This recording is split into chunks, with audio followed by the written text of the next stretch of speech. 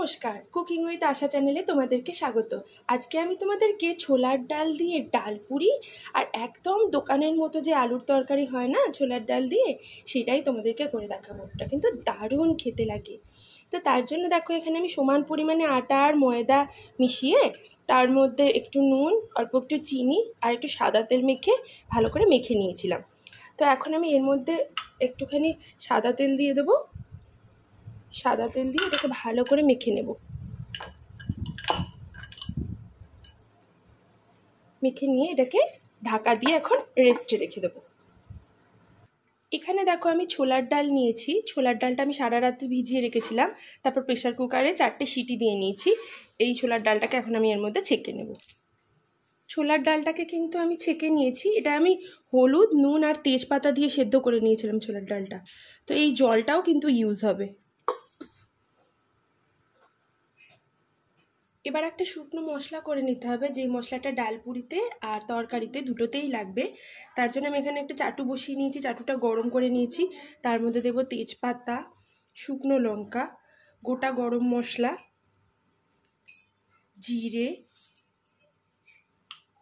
মৌরি, ধনে।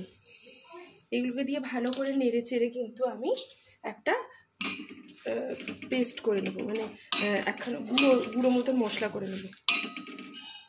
এবার আলুর তরকারিটার জন্য দেখো, আমি এরকম ছোট ছোট টুকরো করে আলুটা কেটে নিয়েছি।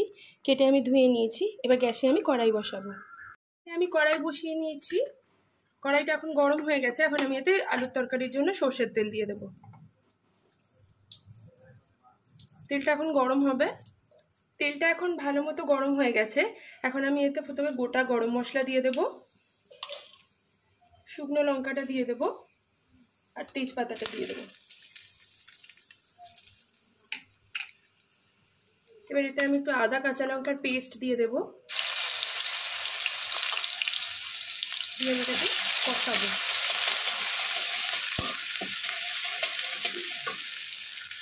এবার আমি আলুটা দিয়ে দেবো।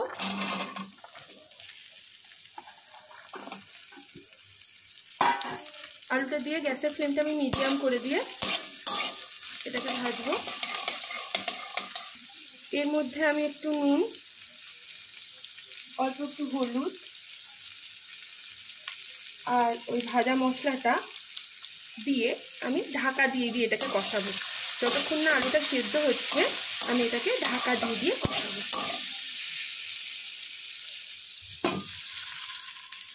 ওদিকে আলুটা সেদ্ধ হচ্ছে আর এখানে আমি ডাল পুরির পুরটা করব বলে দেখো, ডালটাকে এভাবে স্ম্যাশ করে নিয়েছি।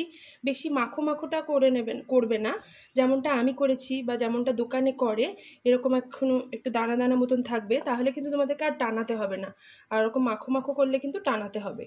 তা এর মধ্যে এখন একটু নুন আর একটু চিনি দিয়ে দেব, হিং দিয়ে দেব আর ওই ভাজা মশলার গুঁড়োটা কিন্তু দিয়ে দেবো। দিয়ে কিন্তু মেখে নেব। এবার ময়দাটা আমি লেচি কেটে ওর মধ্যে পুরটা ভরে নেব।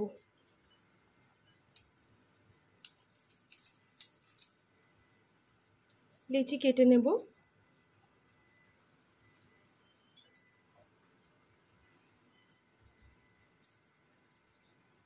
এইভাবে বাটি মতন করে নেব।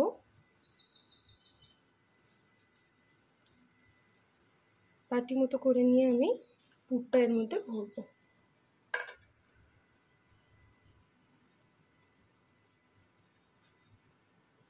এই মুখটা ভালো করে বন্ধ করে দেবো। এভাবে লেচিটা করে নেব। এখানে আলুর তরকারির আলুটা কিন্তু সেদ্ধ হয়ে গেছে এখন। এবার আমি এতে ছোলার ডালটা দিয়ে দেবো। ছোলার ডালটা দিয়ে দেবো।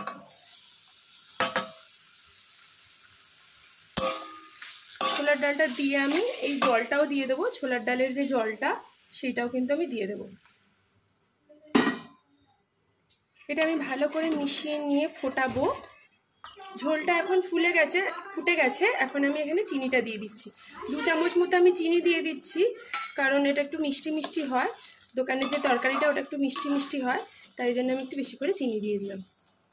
তরকারিটা আমার হয়ে গেছে, এখন আমি গ্যাসের ফ্লেমটা অফ করে দেবো। এবার ডালপুরিগুলো ভাজার পালা, তাই জন্য আমি গ্যাসে কড়াই বসিয়ে এখানে সাদা তেল নিয়ে নিয়েছি। এবার ডালপুরিগুলো আমি এতে দেব।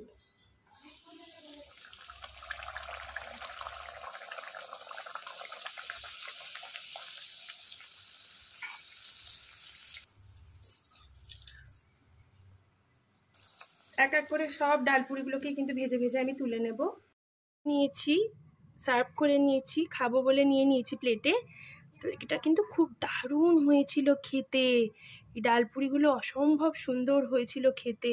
তার সাথে এই দোকানের মতো ছোলার ডাল, অপূর্ব হয়েছিল খেতে এটা। তোমরা কিন্তু অবশ্যই এরকমভাবে বানিও ডালপুরি আর দোকানের মতো, মিষ্টির দোকানের মতো তরকারি। আর কেমন হয় আমাকে জানিও।